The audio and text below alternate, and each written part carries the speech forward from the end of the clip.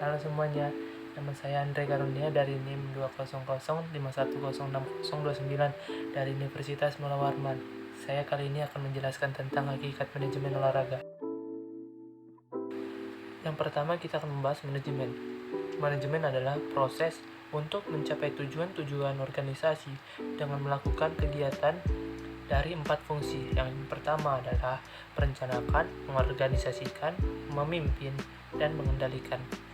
Dengan demikian, manajemen sebuah kegiatan yang berkesinambungan. Yang kedua adalah perilaku organisasi dalam manajemen olahraga. Menurut Slocum, perilaku organisasi adalah interaksi dinamis di antara karyawan, pemimpin, tim, dan organisasi itu sendiri. Sedangkan Robbins, perilaku organisasi adalah studi yang mempelajari bagaimana pengaruh individu, kelompok, dan struktur organisasi terhadap perilaku dalam organisasi, sehingga pengetahuan yang diperoleh dapat diduplikasikan untuk meningkatkan kreativitas organisasi. Stephen Robbins mengatakan perilaku organisasi adalah bidang studi yang menyelidiki dampak perorangan, kelompok, dan struktur pada perilaku dalam organisasi.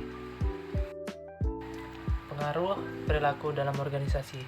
Perilaku menjadi sangat penting karena perilaku adalah suatu fungsi dari interaksi antara individu dan lingkungannya. Yang pertama, perilaku terhadap efektivitas organisasi. Keefektifan terdiri dari 3 perspektif. Yang pertama, keefektifan individual, kelompok, maupun organisasi.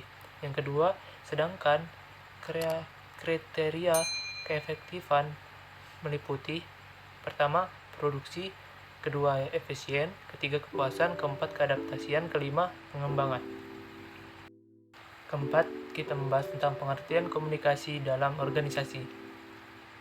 Komunikasi dalam organisasi merupakan proses penyampaian informasi yang akurat dan pemahaman atas informasi dari suatu unit pengirim ke unit yang lain penerima, dan tidak hanya vital dalam perumusan tujuan organisasi, tetapi juga merupakan alat dan sarana penting melalui kegiatan organisasi.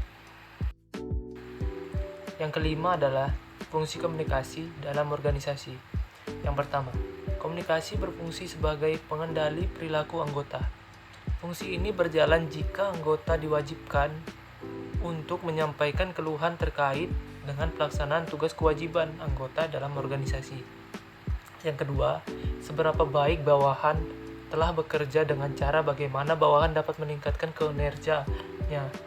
Komunikasi berfungsi untuk membangkitkan motivasi bawahannya. Fungsi ini berjalan ketika pemimpin ingin meningkatkan kinerja bawahan. Misalnya, pimpinan menjelaskan atau menginformasikannya. Yang ketiga, komunikasi berperan sebagai pengungkap emosi. Fungsi ini berperan ketika kerja bawahan menjadi sumber pertama dalam interaksi sosial. Yang terakhir, kita membahas hambatan-hambatan terhadap komunikasi yang efektif.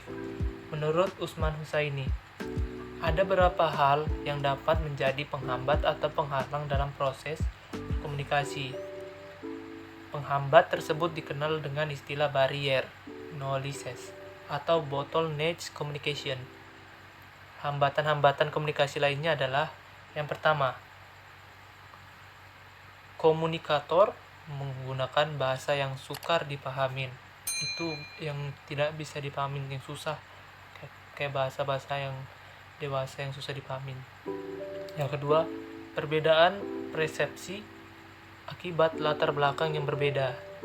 Tiga, terjemahan yang salah. Keempat, kegaduhan. Kelima, reaksi emosional. Dan keenam, gangguan fisik. Terus, mengatasi hambatan-hambatan komunikasi. Komunikasi efektif tergantung pada kualitas dari proses komunikasi yang baik, pada tingkat individu maupun pada tingkat organisasi. Beberapa cara dapat dilakukan untuk meningkatkan keefektivitas komunikasi. yaitu pertama, meningkatkan umpan balik. Kesalahpahaman dapat dikurangi jika proses umpan balik dilakukan dengan baik. Yang kedua, empati. Empati pada dasarnya merupakan komunikasi yang dilakukan berorientasi pada penerima. Yang ketiga, pengulangan. Cara yang efektif untuk meningkatkan efektivitas komunikasi adalah mengulangi pesan. Cukup sekian dari presentasi saya. Kurang lebihnya mohon maafkan. Terima kasih.